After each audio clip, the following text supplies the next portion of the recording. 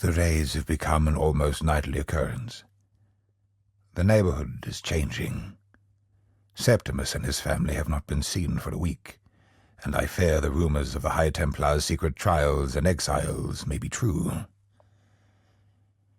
High Templar Venarius is far more puritanical than Evenval, and has been vigilantly tracking down and destroying important historical texts and artifacts that he deems heretical. It seems as though he is also getting rid of those who own such items. He doesn't see that without history there is no progress, or he just doesn't care. I'm not sure which is more dangerous. I can't in good conscience let important information simply vanish. I have a responsibility to my family and to the world to ensure that the boundaries of knowledge are pushed ever forward, no matter the risk. As I left the academy this morning, blurry-eyed and sleepless, my daughter followed me again. I tucked her back in bed and kissed her goodbye. I worry about the world she will grow up in. There's a chance that I might survive living in exile, but she is still just a child. She needs me. I will have to be careful. High Templar Venarius and his inquisitors paid a visit to the academy today, closely guarding a heavy box they brought with them. When I inquired as to its origin, I was promptly reminded that such matters were none of my business, and that my only concern would be the assembly and operation of its contents. One can only assume that it came from another secret expedition to Rayclast. Upon examination of the contents, I was bewildered. The intricate golden instruments within steer the mind towards navigation tools, yet are far more refined. Imagine something akin to a sextant, or an astrolabe, but 100 times more intricate, more precise. Imagine scales and measurements, with proportions and axes that defy logic. Once correctly assembled, I expect these pieces to form some kind of device. Though its purpose and function for now remain a mystery, whatever it is, this device is either the work of a madman or a genius. Perhaps both. This golden device is truly incredible. There's so much to take in, so many minute details to examine, any one of which could unlock the device's mysteries.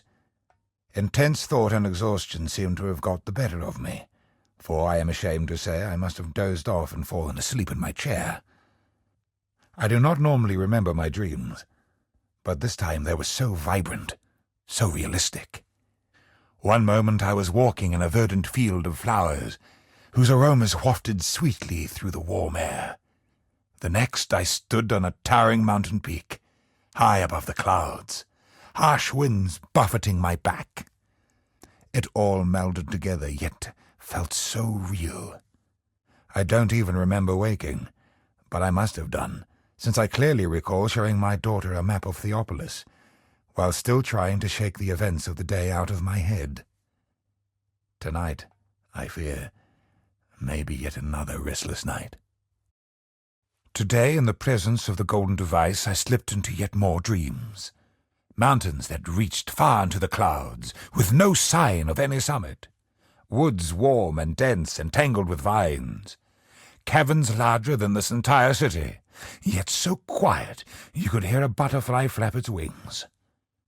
Unfamiliar beaches that reached into the horizon, where I took off my shoes, and I could feel the cold, wet sand shifting between my toes.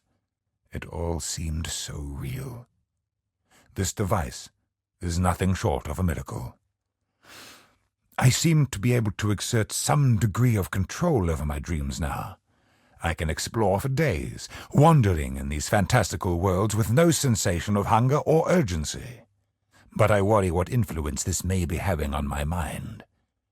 When I tried to leave today, I could not find my shoes. Perhaps someone is playing a trick on me. Perhaps I'm playing a trick on myself. At least my pounding headache provided ample distraction from the embarrassment of walking home barefoot. Are my dreams becoming reality, or is my reality falling into a dream?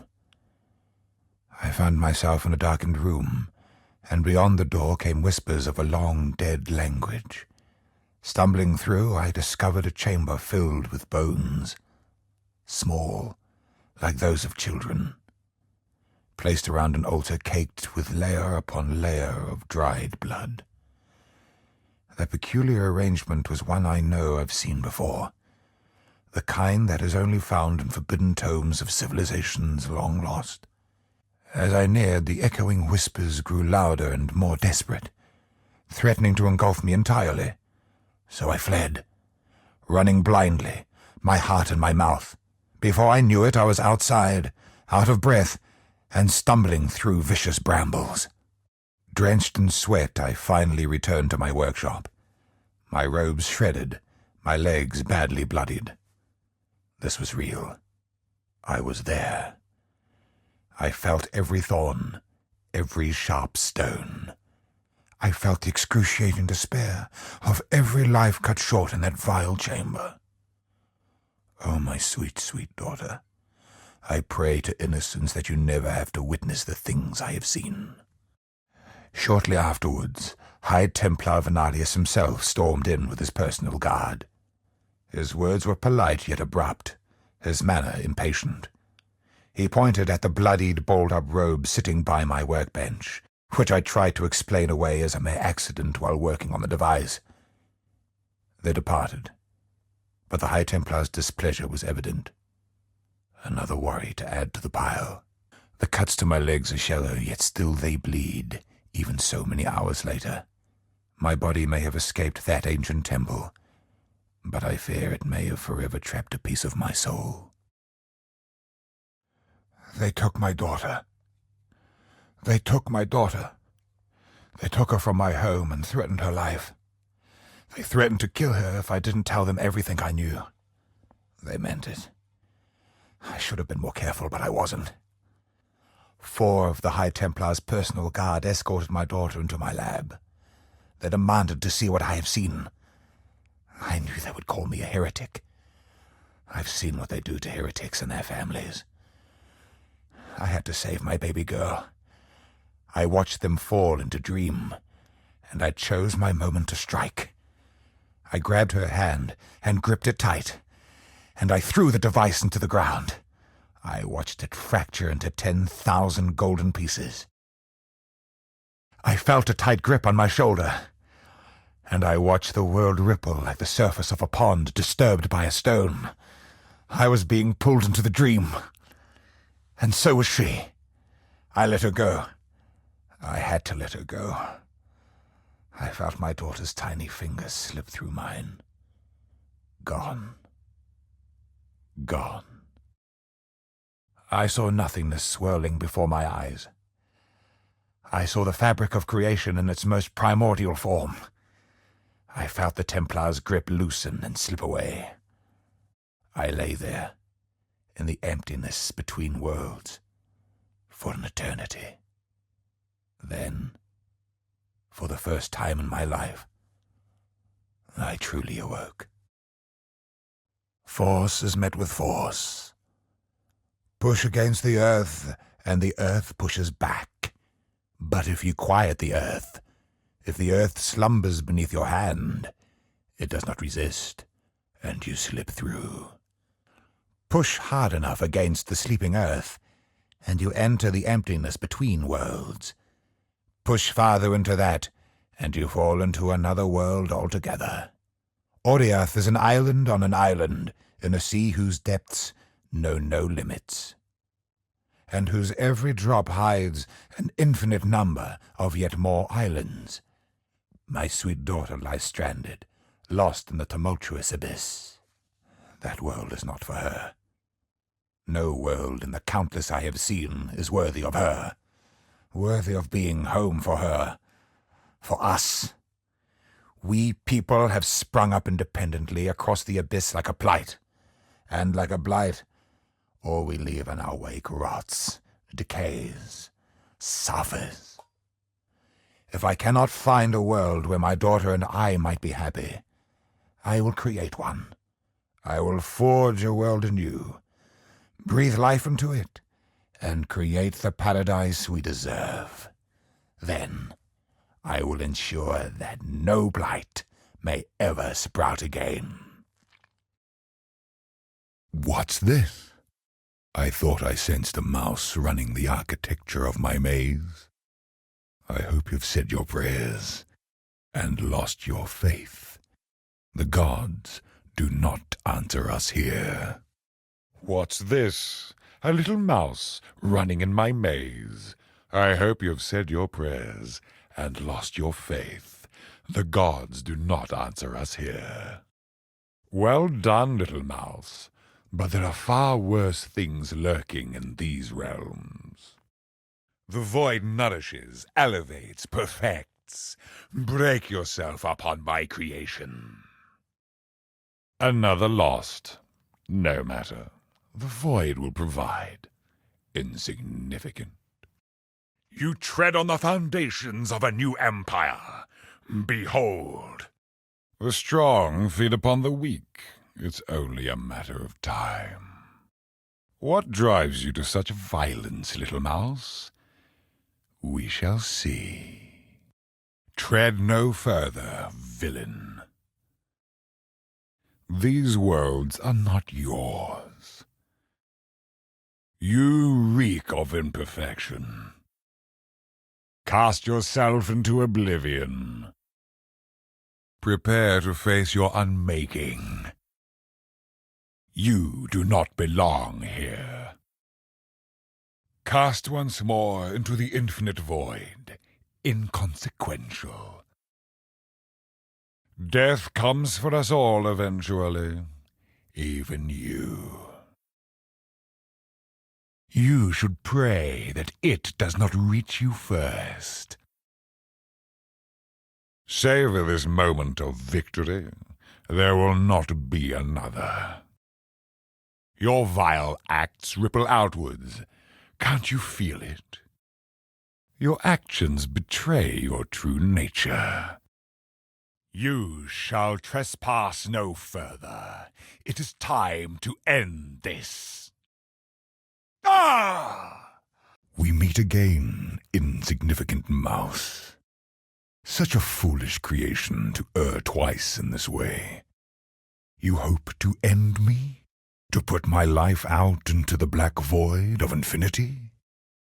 This is my world, and you shall obey my order. I see you, little mouse. You don't belong here. Run along. You dare intrude here? Your madness is incalculable. You're hunting the wrong monster, foolish stranger. Turn back, trespasser. Cease this madness. You tamper with things you do not understand. Your recklessness will not go unpunished. This is your final warning. Leave or perish.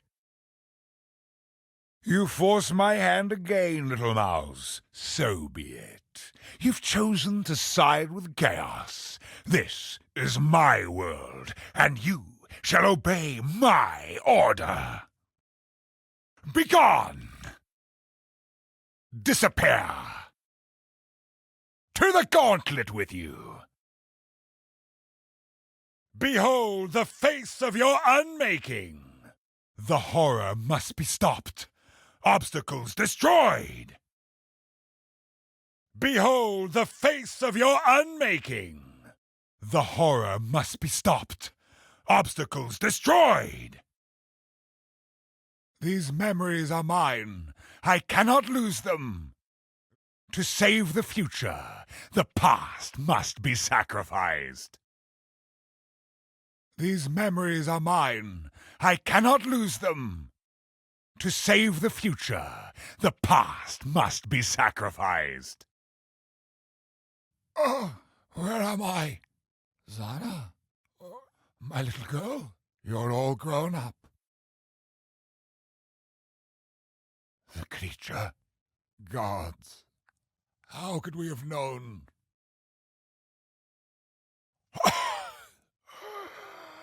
I'm so glad to see your face again. Zana, My study.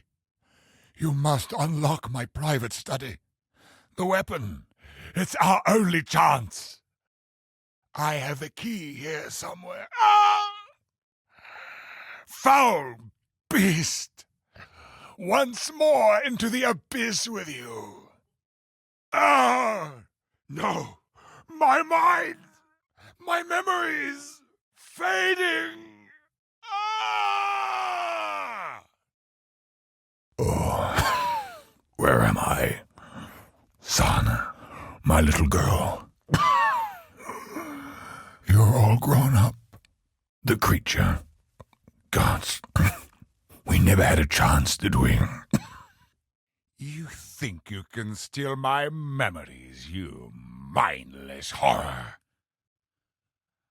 I may not remember what you took, but I will avenge!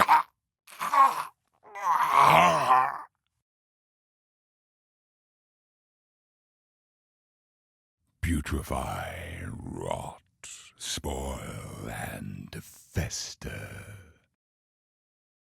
The first step in a dream takes you further than 1,000 in this world.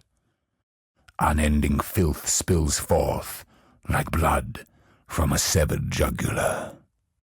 These nightmares can be ended. They can be conquered. Always stay clear in thought, even amidst intoxicating triumph. The veil may not be pierced so easily as flesh. Greater nightmares yet live. Death is but a chance for rebirth. The mediocre turned remarkable. Curiosity is followed by ambition. Ambition is followed by madness. Failure, ambivalence, death. A final abyss of unending darkness. What can be found in a dream? A bigger dream. This is the key to a crucible that stretches the sanity of the mind. Orb of fusing. Chaos orb. Val orb. Regal orb. Blessed orb. Orb of alchemy. An orb of immense power. Divine orb. Such grace is seldom seen in this world of the damned.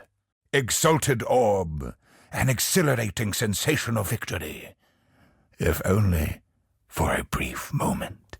The mirror of Kalandra, ultimate, immeasurable, indescribable. This is the crucible, the nexus of nothingness, and equilibrium of the end. This is the crucible, the anvil upon which worlds are forged and broken. You too will break, embraced by misery. Gaze into the abyss. Ultimate chaos.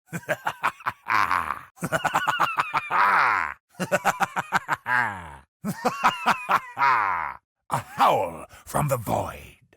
Come to the edge of the abyss. Imperfect.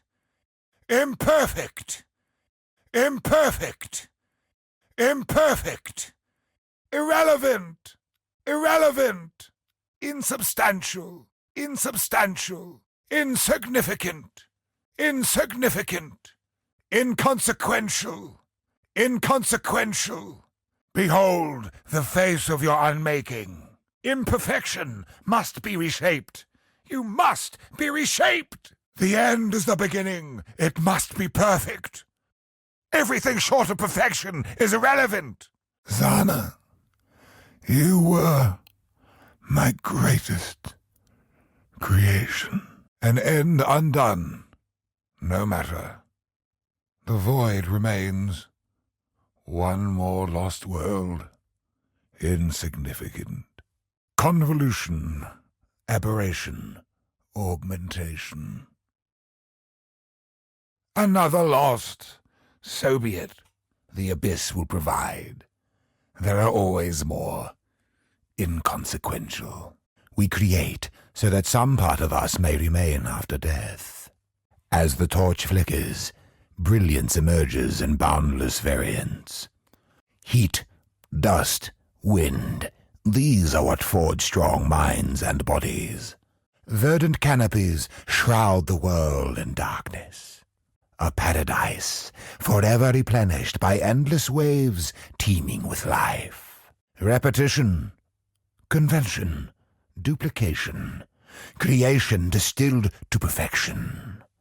Amongst the rabble, brutality is the law. As mirage becomes reality, hardship is briefly quenched. Water vanishes, and impromptu prison becomes a tomb.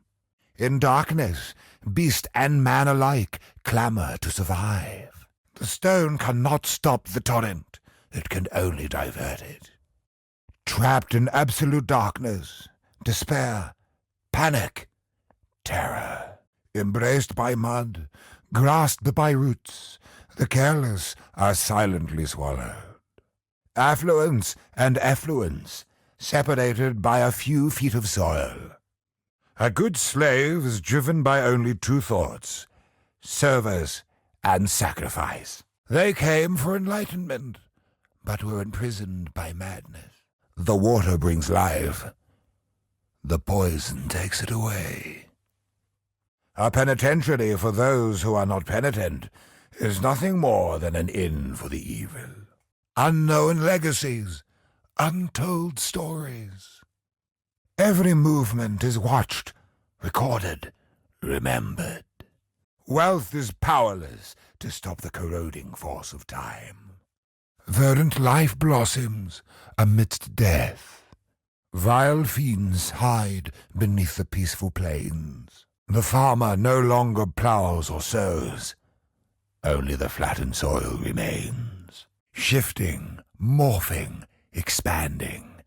A reminder of the virtues of an agile mind. Barren and sun-bleached. Emptiness as far as the eye can reach. Blood turns the soil to mud. A dough of bad blood, a yeast of ill will. Panic only hastens the venom's passage to the heart. We ascend to great heights to commit low acts. A deep wound in the land, one that will never heal. Many hands may move a mountain. Rats chase their tails for the amusement of fools. A wall is the surest sign for raiders that there is something of value to take. Each branch, each leaf, an extension of a web that spans sanity. Nothing good washes up on this dark shore. Little light enters, no life escapes. This was not the first civilization to believe itself the greatest, and it will not be the last. Reach out into the abyss, and the abyss reaches back. They feel your every move, your every breath, with a million little wires. When the castle falls, it has failed its only purpose. The dead ask to be remembered, but such requests are seldom met. Life crushed together, left to crumble to dust. Small minds demand the largest structures. Desperately reaching skyward and digging downwards, sustenance is an eternal struggle. Filth springs forth like blood from a severed jugular. Man is not the only beast to bend nature to its will. The sound of 1,000 calls for blood echo for eternity. Layer upon layer of death and rot, disgusting. A stone forest of forgotten names. Man burrows for only the eternal hibernation. Time turns even the vicious volcanoes to hollow shells. Man's reach extends into the ocean, clawing at its infinite depths. Each life, each act, as fleeting as footprints in the sand. The temptations of paradise draws forth the good and the bad alike. The dark seas swallow the careless and spit them against sharp rocks. Saints and heathens look the same once the rot takes hold. Ancient artifacts and beautiful baubles, all paid for in blood. The fruit that grows from bloody ground tastes the sweetest. A once great monument, now a forgotten memorial. Even the greatest achievements will eventually be abandoned. Each plank of rotting wood, each dead sailor, feeds the island and makes it grow. Immaculate white stone rises from the abyss. Perfection. There is no war, there is no army, only fear lingers. There is no war, there is no army, only rage lingers. An elaborate, beautiful garden, hidden from the public.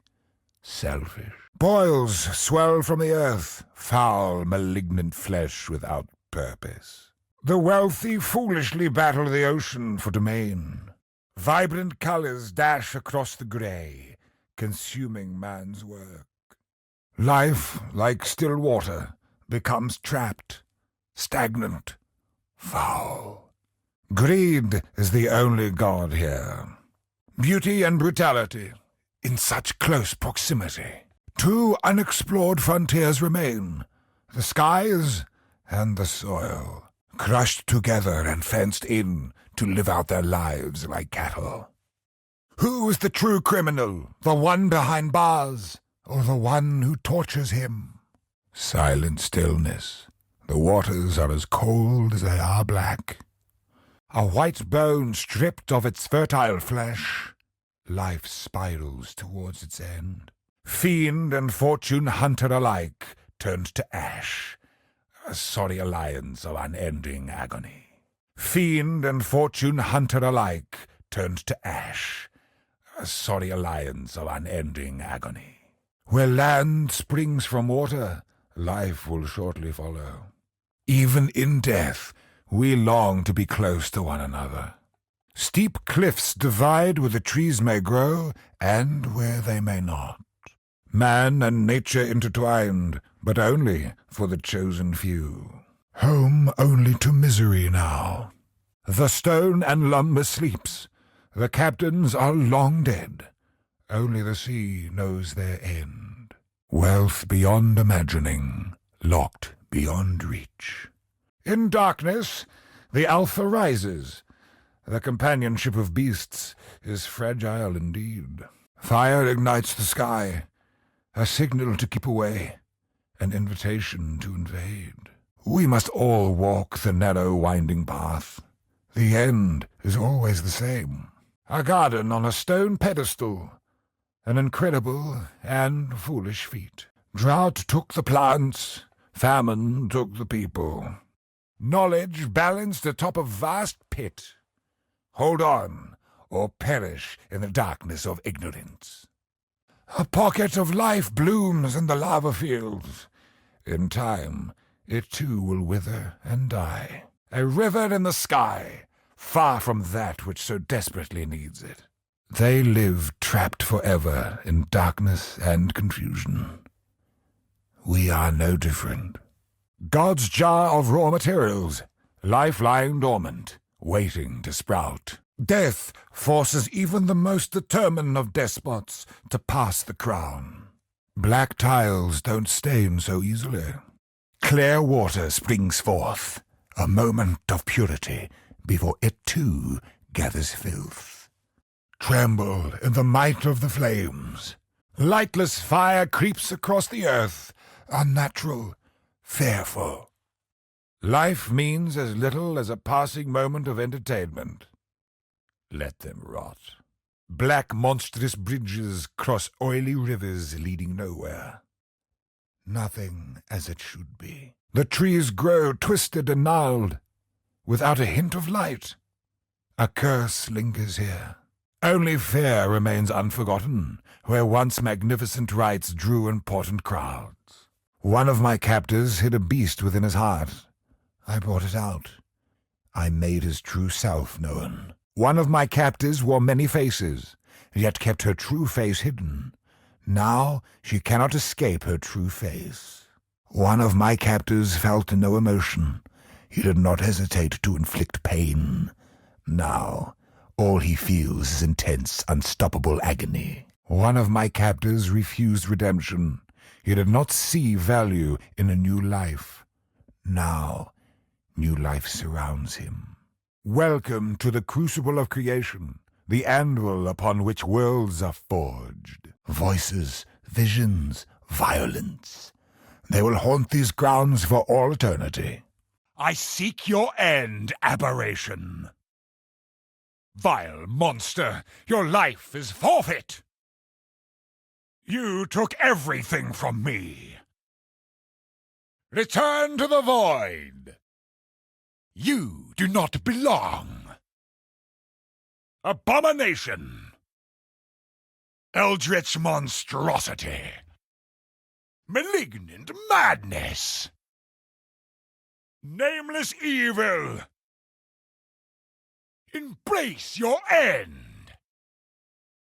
Blackness of the void.